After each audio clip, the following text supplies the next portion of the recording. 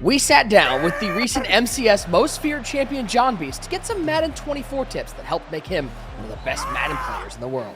During this breakdown, we're going to go over 6 concepts that were pivotal in JonBeast's recent Most Feared Championship run. These concepts are when to use the sprint in the run game, the importance of pocket presence, breaking the same play narrative, disguising your defense, clock management, and the all-important special teams. Let's start with the first concept, how to most effectively use the sprint button while running the ball. When it comes to the run game, the biggest tip I could give is to make sure you do not use the sprint button until you cross the line of scrimmage with the ball carrier. Doing this will help you see less sheds from the D-line while allowing you to set yourself up for a big run once you get through the hole. This is the tactic I do when running on a handoff or when scrambling with my quarterback after I step up in the pocket. This is one of the most important habits in the run game. It's something I continue to incorporate into my Madden game year after year.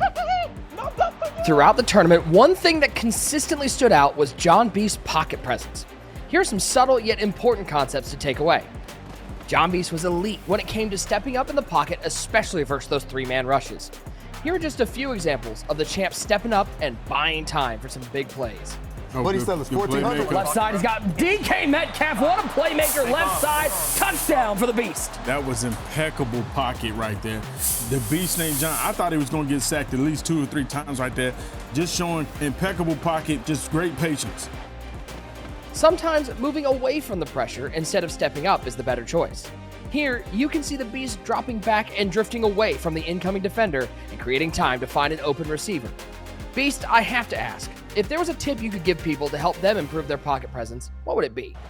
When it comes to pocket presence, nothing's going to help you more than reps. What also helps me is identifying where the pressure is coming from after the snap.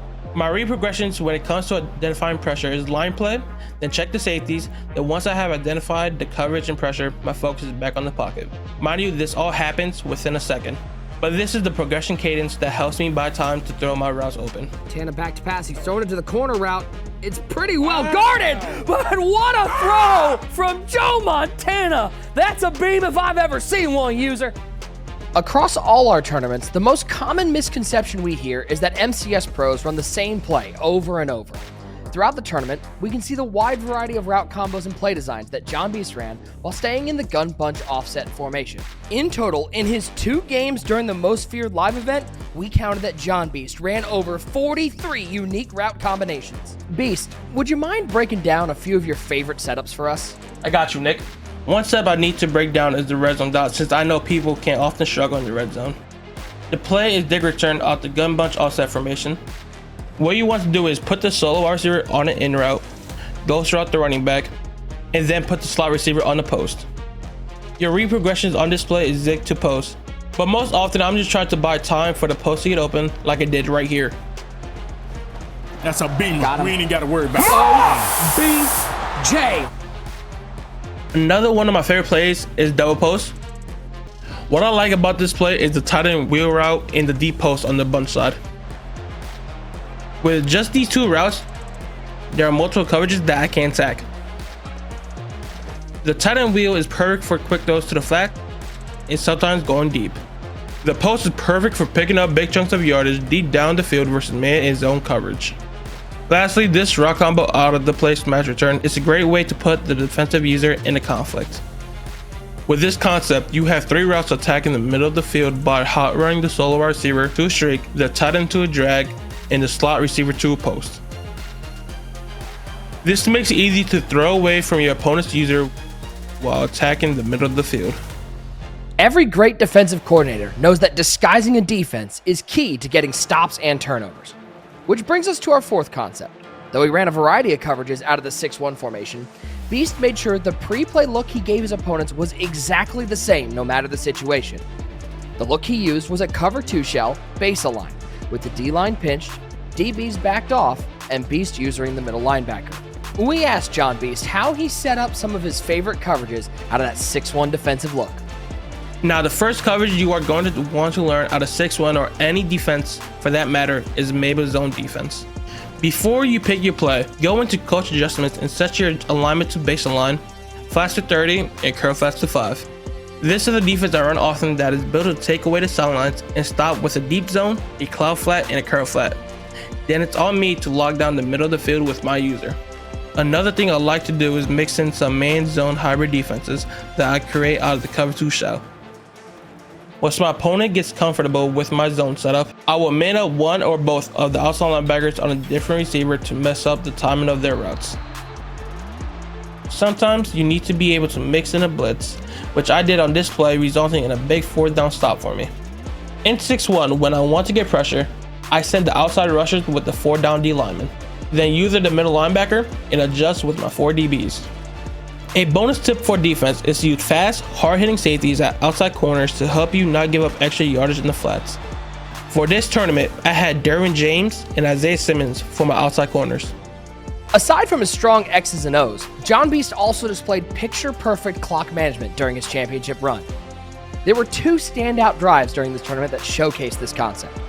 First was in the 2nd quarter versus Abram, where JonBeast took 3:27 off the clock and scored a touchdown to close the half. Similarly, at the end of the championship game versus TJ, Beast milked the final 3:08 to secure the win and his 2nd MCS belt. We asked the most feared champion what advice he would give to someone looking to improve their clock management. When it comes to clock management, my 3 things to remember are milk the entire clock. Don't always score right away and know the situation. When I say milk the entire clock, it means to not snap the ball too early, and to make sure you use as much of the play clock as you possibly can when milking. The next tip, don't always score right away. Sometimes it's best to milk the clock and make your opponent take timeouts before you score. Lastly, and the most important thing, is to know the situation. For example, against TJ, I knew I could get 3 first downs at the end of the game if I clocked correctly. Basically 4.5 minutes of time I could kill. Even with TJ's 3 timeouts, I knew I could still take 3 minutes of clock and seal the game as long as I got the 3 first downs, which is exactly what I did. For as much as we've emphasized the offense and defense, it was elite special teams that played a big factor in JonBeast's most feared championship run. In our first breakdown, the champ shows us what he did to set up and recover the onside kick attempt from Abram in the semifinals. For the onside recovery, it is very important to use the backside wide receiver on your hands team. Once the ball is kicked, do a slight hesitation move with the user wide receiver. Then move him towards the kick and click off him right before the ball gets to him. This will help ensure the kicking team touches the ball before 10 yards, or helps your receiver trigger a catch animation that won't fumble as often. Our second play shows one of, if not the biggest play of the tournament, when JonBeast recovered the onside kick in the championship game versus TJ, down 3 in the 4th quarter. So we had to ask JonBeast, was this luck, or did he have a method to get this onside kick? I knew I had a good chance to recover the onside kick if TJ did not manually use his back wide receiver on the hands team to stop it. This is something I practiced, and boy, I do not have regrets at all. Hashtag practice special teams. There you have it, 6 concepts that helped JonBeast secure his spot as most feared champion and one of the top Madden players in the world. Be sure to get in the lab and get ready for the next MCS tournament. Visit MaddenChampionship.com for more info.